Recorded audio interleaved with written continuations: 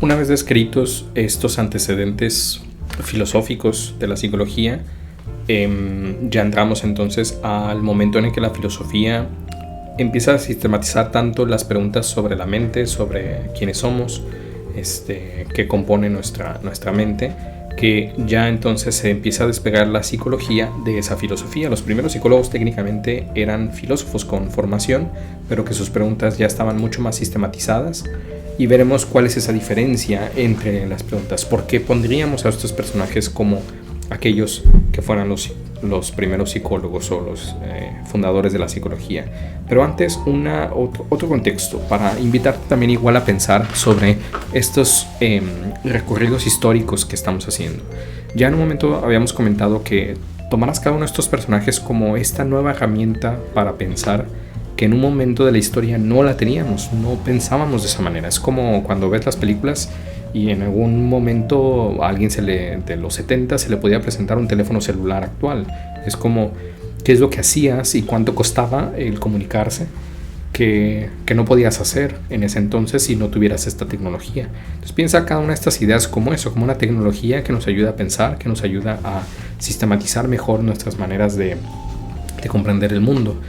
Y vamos a usar otro ejemplo ahora, pero ahora que tiene que ver con cada una de estas personas. Cada una de estas personas también fueron bebés en algún momento, tuvieron que aprender a leer y a escribir un idioma en particular, leer a otros de esos personajes históricos, y en su momento a lo mejor no podrían reconocer la cara de la persona porque no habría imágenes o hubiera sido muy difícil compartir una foto porque no existían, pero ahora sí tenemos estas pinturas, estas esculturas, que a lo mejor algunas de ellas sean algo diferentes de cómo era realmente este personaje, pero que nos ayudan a diferenciarlos, a distinguirlos, ¿no? Y el punto importante aquí es que como humanos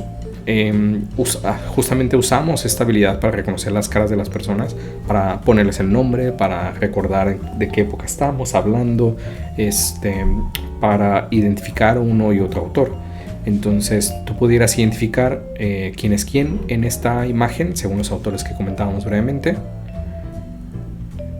Bueno, ya que entonces identifiques quién es quién de cada uno de estos autores y trates de recordar cuál era la propuesta que hicieron que tenía impacto para la psicología, porque recuerda que estos eran filósofos y tuvieron mucho más trabajo y muchas más propuestas en otras áreas que no eran la psicología, pero en este caso solo estamos revisando este impacto para acá. Entonces nosotros reconocemos las caras de las personas de manera bastante fácil, bastante sencilla, sobre todo si ya las hemos visto muchas veces, si nos las encontramos múltiples veces a lo largo del día, a lo largo de las semanas del año.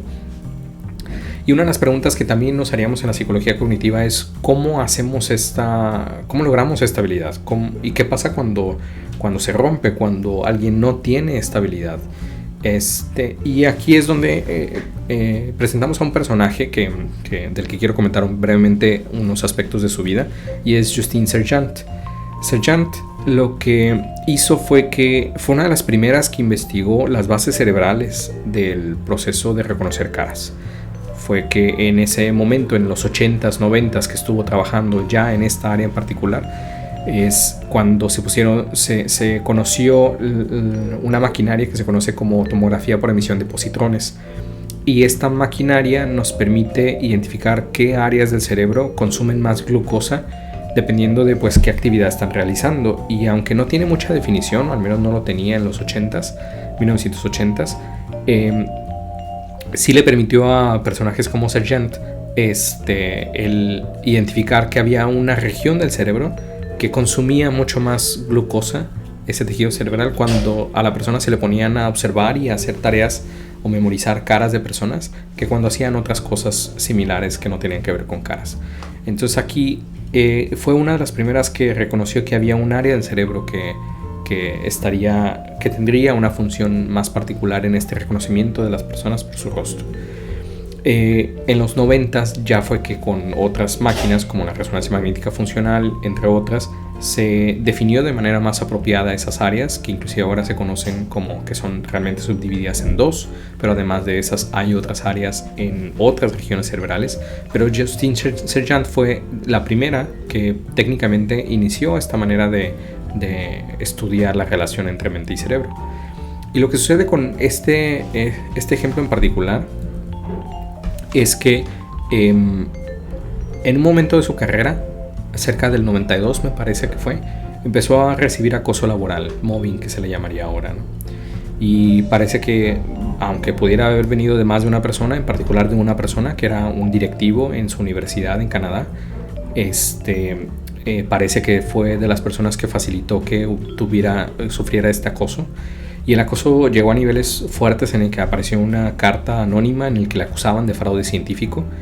y la asociaban con otra persona que no me acuerdo si era en Francia, pero que también que había más evidencias de fraude científico. De ese otro coautor parece que tenía ciertos aspectos en el que habría cometido algún tipo de fraude científico, pero realmente no directamente de ella. Se la asociaba porque lo conocía o porque en un momento habían presentado en un congreso juntos y demás, pero las imputaciones a ella directamente fueron mucho más fuertes de lo que realmente había evidencias.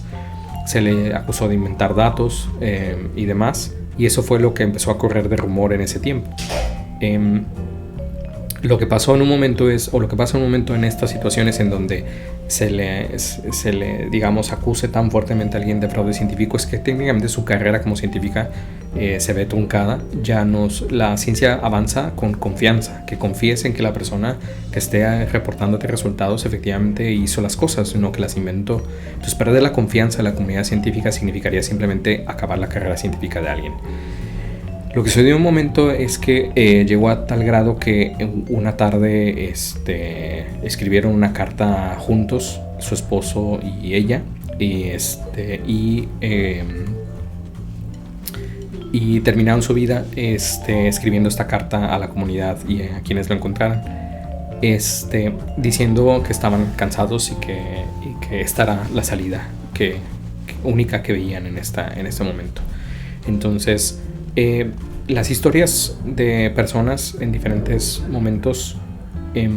olvidamos que están ahí, que están detrás de estas fotos, de estos nombres, y olvidamos también que hubo dificultades también en el desarrollo de su trabajo, de sus vidas, de aquello en lo que creían tan fuertemente que podían resolver y ayudar a conocer y avanzar en la humanidad. Entonces, esta es una pequeña historia en el que hay un fondo que genera becas para mujeres en la ciencia, en la neurociencia cognitiva, esa área en particular, que basa su nombre en Justice Dejeant, porque justamente se le acusó injustamente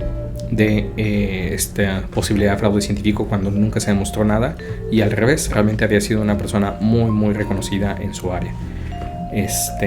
Entonces, lo que vemos es cómo fallamos en su momento para reconocer que